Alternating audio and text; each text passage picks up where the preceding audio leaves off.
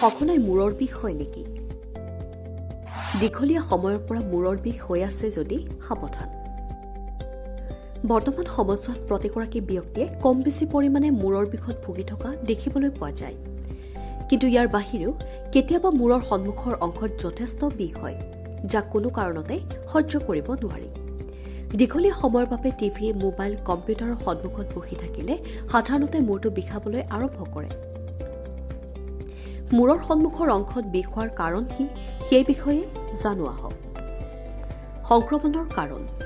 যদি আপোনাৰ শৰীৰত সংক্ৰমণ হয়, ই মূৰৰ সন্মুখৰ অংশত বিষ সৃষ্টি কৰিব পাৰে।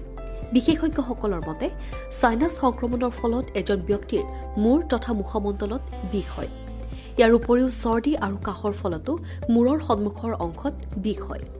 মাইগ্ৰেইন। মূৰৰ সন্মুখৰ বিষ মাইগ্ৰেইন আৰু অত্যাধিক চিন্তাৰ বাবেও হ'ব পাৰে। ইয়াৰ বাহিৰেও যদি আপোনাৰ কপালত বেছিকৈ বিষ হয়, তেনেহ'লে ই আন এটা ৰোগৰ লক্ষণ হ'ব পাৰে। ইয়াক কেনেদৰে প্ৰতিৰোধ কৰিব? সংক্ৰমণ আৰু মাইগ্ৰেইনৰ বিষ পৰিহাৰ কৰিবলৈ আপুনি ভালদৰে চিকিৎসা কৰক। যদি সমস্যাটো বাঢ়ি গৈ থাকে, তেন্তে সময়মতে সকলো ঔষধ গ্ৰহণ কৰিব। ইয়াৰ দ্বাৰা আপুনি বিষৰ পৰা কিছু সকাহ পাব পাৰে। হৰমনৰ পৰিৱৰ্তন। শৰীৰত হৰমনৰ পৰিৱৰ্তনৰ ফলত বিভিন্ন প্ৰকাৰৰ বিষ হয়। মূৰৰ বিষো ইয়াৰ ভিতৰত অন্যতম। বিশেষকৈ যেতিয়া আপোনাৰ জীৱনশৈলীৰ পৰিৱৰ্তন হয় বা আপুনি শাৰীৰিক সমস্যাৰ মাজেৰে গৈ থাকে, তেতিয়া ই বিষ বৃদ্ধি হ'ব পাৰে। কেনেদৰে সুৰক্ষা দিব? বয়সৰ সৈতে শৰীৰৰ হৰমন সলনি হয়। এয়া এক প্ৰাকৃতিক প্ৰক্ৰিয়া।